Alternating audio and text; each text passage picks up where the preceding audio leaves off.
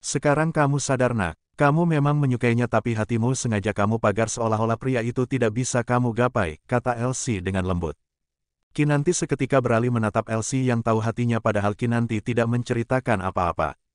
Mama bisa merasakannya nak, apa yang kamu takutkan? Jika mama jadi kamu mama tidak peduli apapun yang penting pria yang mama suka akan mama dapatkan, kamu tidak pernah dengar cerita mama saat sama papamu kan? Kami sulit mendapatkan restu kedua orang tua tapi mama bisa membuat papamu lebih memilih mama daripada keluarganya, jelas Elsie. Tanyakan hatimu nak, jika hatimu dipagar itu boleh saja tapi mama yakin kamu akan sulit membuka hati lewat jalan lain, lagian mama menyukainya. Elsie. Kinanti memejamkan matanya berusaha berdamai dengan hatinya memikirkan solusi dari perasaannya terhadap Kenan. Hatinya memang terpikat pada Kenan tapi akal serta logika Kinanti lah yang memagari hatinya untuk berjuang lagi mendapatkan Kenan. Kinanti merasa Kenan terlalu tinggi hingga ia berpikir berteman baik saja dengan Kenan adalah solusi terbaik dari hubungannya bersama Kenan. Tidak disangka Kenan akan tertarik pada Kinan hingga semua jadi kacau. Kinanti mengerutkan keningnya ketika bayangan bercium Astris N dengan Kenan lah yang terbayang-bayang dalam pikirannya hingga tiba-tiba Kinanti membuka matanya dan melihat Elsie tersenyum lembut ke arahnya. Hatimu sudah menjawabkan, tanya Elsie merapikan rambut Kinanti. Hati Elsie begitu bahagia melihat putri sulungnya yang pekerja keras telah memiliki pria dan akan menikah. Elsie juga langsung menyukai Kenan yang menemui Elsie tanpa membuat keputusan sepihak seperti menghamili Kinanti terlebih dahulu seperti tetangganya. Mama dengar kamu punya pacar di luar negeri, apa itu dia nak? Tanya Elsie. Kinanti mengangguk saja supaya Elsie tidak khawatir dengan hubungannya bersama Stephen. Kinanti tidak mau Elsie sedih karena Kinanti pernah disakiti oleh Stephen dengan tidur bersama perempuan lain. Kinanti juga sampai mengganti nomornya demi menghilang dari dunia Stephen. Kinanti tidak tahu kapan Stephen akan datang ke Indonesia mencarinya atau Kevin yang jelas Kinanti memang membenci pria itu serta tidak pernah berharap ingin bersatu lagi. Makan siang sudah siap, kata Kenan dengan senyum tipis. Kinanti segera berdiri dan Elsie beralih ke Kenan. Nak, kamu adalah anak yang baik, di mana tempat tinggalmu nak? Tanya Elsie. Kenan menyunggingkan senyumnya yang sedikit ramah sehingga Kinanti terpana melihat Kenan bisa bertingkah sopan pada orang tua. Kenan berjongkok di depan Elsie yang menunduk mengusap kepala Kenan. Elsie langsung menaruh rasa sayang pada Kenan yang terlihat begitu mapan mau bekerja sendiri serta tidak suka melihat perempuan bekerja selagi Kenan sehat. Zaman sekarang malah kebalikannya pria dirajakan dan malas bekerja di rumah serta bangga dengan pekerjaannya di luar rumah sehingga bermalas-malasan. Jika hidup sederhana pria mau bekerja di rumah adalah hal yang terbaik sebab jika wanita sedang hamil atau masa pendarahan tidak akan bisa menyentuh pekerjaan rumah sepenuhnya jadi butuh suami idaman kecuali prianya orang kaya bisa menyewa art. Wajah mama pucat, boleh aku pegang kaki mama? Tanya Kenan. Elsie melihat ke arah Kinanti yang juga kaget. Mama baik-baik saja Ken, kamu jangan mikir macam-macam ya. Kinanti. Apa kamu tidak lihat mama tadi buka pintu memegang perutnya Kinan? Pertanyaan Kenan membuat Kinanti beralih memandang Elsie. Mama sakit, tanya Kinan. Elsie gelagapan tidak tahu mau menjawab apa dan Kinanti ternganga mendengar segala ucapan Kenan mengenai cara Elsie menyentuh perutnya sendiri dan mengatakan kalau Elsie kebanyakan bekerja terlalu lelah tapi jarang makan dan ususnya terlilit. Elsie sampai memucat mendengar diagnosa Kenan yang begitu tepat sasaran. Kinanti sampai terkejut selama ini ia berpikir Elsie baik-baik saja. Ma, kenapa tidak memberitahuku? Tanya Kinanti ke Elsie. Kamu tenang saja Kinan. Aku bisa mengobati mama supaya ususnya kembali normal dengan metode terapi telapak kaki, jawab Kenan. Kenan mengambil kaki Elsie dan meletakkannya di pahanya lalu menekan saraf usus di kaki Elsie yang seketika terjingkat kaget. Kinanti memperhatikan saja tingkah Kenan yang terlihat berpengalaman itu. Elsie terlihat kesakitan dengan metode penyembuhan Kenan sampai wajah Elsie terlihat membaik dan Kenan menghentikan aktivitasnya. Beruntung belum terlalu parah mama harus makan tepat waktu. Kata Kenan memakaikan sendal di kaki Elsie. Kinan tidak menyangka Kenan begitu sopan dan baik di depan Elsie. Ken, kenapa kamu begitu baik pada mamaku? Tanya Kinanti. Dia wanita yang sudah melahirkanmu di dunia ini, jawaban Kenan singkat membuat Kinanti mati kutu. Tidak ada benda romantis yang Kenan berikan tapi cara Kenan menghargai keluarganya itu mengapa bisa membuat Kinan berdebar. Elsie tersenyum, terima kasih nak. Mama juga terharu dengan caramu menghormati mama. Mama yakin ibumu pasti wanita luar biasa sampai bisa membentuk kepribadianmu seperti ini. Kenan tersenyum tipis saja lalu mengangkat tubuh Elsie dan didudukkan di kursi meja makan. Kenan meminta Elsie untuk tidak makan pedas selama 1 bulan sampai lambung dan usus Elsie pulih total. Kinan hanya menonton saja, ia seperti anak tiri di antara mereka walau begitu diam-diam hati Kinan merasa senang dengan perlakuan Kenan. Kinan melihat ponselnya yang bergetar, aku angkat panggilan dulu. Makan dulu. Titah Kenan membuat Kinanti mematung di tempat lalu melihat layar ponselnya adalah panggilan dari Maya. Kenan benar nak, kamu makan aja dulu ya. Elsie pun mendukung Kenan. Kinanti menjatuhkan rahangnya melihat Elsie malah mendukung Kenan padahal anaknya di sini adalah Kinanti. Kenan mengerikan bisa memikat hati siapa saja dengan semua tingkahnya yang tidak biasa itu tanpa mengeluarkan uang. Alhasil Kinanti menurut saja setelah makan siang Kenan mengajak Kinanti bertemu orang tuanya. Awalnya Kinanti menolak tapi Kenan tidak bisa dilawan. Di dalam mobil, Ken, permainan apa yang kamu lakukan? Tanya Kinanti. Aku tidak pernah main-main dengan wanita, jawaban Kenan. Kinanti mendengus lalu membuang muka hingga ia tersentak melihat pagar mewah Maldev terbuka lebar. Maldev, jangan bilang dia Kenan yang tersembunyinya keluarga Maldev. Batin Kinanti seketika teringat nama sosok putra tersembunyi An dan Karina. Hari ini keluargaku sedang berkumpul. Kebetulan omaku sedang ada di sini, jawab Kenan. Kinanti mematung saja dengan mata mengerjap mencerna semuanya. Kinanti terbatuk seketika melihat Karina tengah menunggu di depan pintu mansion. Karina terlihat berlari menuruni tangga mendatangi mobil Kenan. Ayo keluar, ajak Kenan. Kinanti masih membeku di tempat sementara matanya melihat Kenan keluar dari mobil. Kenan menyalami Karina juga terlihat mesra mencium kening Karina yang tersenyum manis. Kinanti sudah lama tidak melihat Karina tapi ia sangat ingat wajah cantik Karina yang dikenal sebagai istrinya Tuan An. Kamu kenapa pulang nak? Bukannya kamu bilang bekerja? Tanya Karina mengelus rahang Kenan.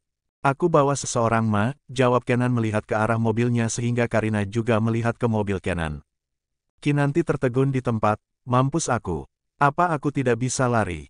Atau menghilang? Kinanti melihat sekeliling tidak ada tempat untuknya bersembunyi. Kini semua kejanggalan tentang Kenan terjawab sudah, pantas saja karakter Kenan seperti itu ternyata putra dari penguasa Maldev. Selama ini Kinanti merasa Kenan memang punya aura yang tidak biasa, itu penyebab Kinanti sangat menyukai Kenan tapi sejak Fiora mengejar Kenan jelas ia merasa minder. Kinanti hanya anak yatim, bukan orang kaya perempuan mandiri, serba bisa sebab selama ini ia juga sangat percaya diri dan yakin bisa menafkahi Kenan jika tidak bekerja tapi jika wanita seperti Fiora yang mengejar Kenan maka Kinanti bisa apa? Fiora punya karir bagus, tubuh gitar Spanyol, kaya, keluarga terpandang, punya fans yang banyak juga belum masuk fans garis depan suatu saat bisa saja meneror Kinanti. Kinanti bukan lemah tapi jika Kenan juga mencintainya tentu Kinanti bisa melawan. Nae, jadi jangan salahkan Kinanti ya. Wakak, soalnya kalau Nae ada di posisi Kinanti pasti bakal nyerah. Perempuan jika memang percaya diri tiba-tiba lemah gara-gara lawan punya karir atau latar belakang keluarga yang sangat bagus tentu akan mundur teratur belum lagi laki-lakinya tidak punya perasaan lebih kacau lagi hidup kita. Kenan membuka pintu mobilnya dan sedikit menunduk melihat Kinanti tengah meringkuk memeluk sabuk pengamannya sendiri. Kinan, ayo keluar, ajak Kenan. Kinanti menggeleng-geleng kepalanya sambil menyembunyikan wajahnya. Bibirnya menggerutu pelan karena selama ini selalu menyindir keluarga Maldev di depan keturunan Maldev jelas ia sangat pucat. Siapa nak? Kinan, gadis yang merawatmu, tebak-tebak Karina. Iya ma, jawab Kenan menahan senyum melihat ke arah Karina. Karina tertegun melihat senyum tertahan Kenan, terlihat binar kecil di mata Kenan walau tidak ada bukti cinta tapi Karina langsung paham kalau Kinan punya tempat khusus di hati Kenan yang suatu saat nanti pasti akan jadi cinta. Kalau begitu mama duluan ya. Kamu bicaralah sama Kinan, kata Karina mengulum senyum. Kenan mengangguk dengan raut wajah terlihat sedikit bingung mengapa Karina tiba-tiba pergi malah menyuruhnya berbicara dengan Kinan. Karina seolah sudah tahu maksud Kenan membawa Kinanti. Karina pun terkekeh pelan meninggalkan Kenan sambil berlari kecil memasuki mansion. Ayo cepat keluar, pinta Kenan. Dasar penipu, selama ini kamu mengerjaiku Ken, sekarang apa yang harus aku lakukan? Aku tidak punya muka bertemu denganmu. Cerocos Kinanti sambil menutupi wajahnya dengan kedua tangannya.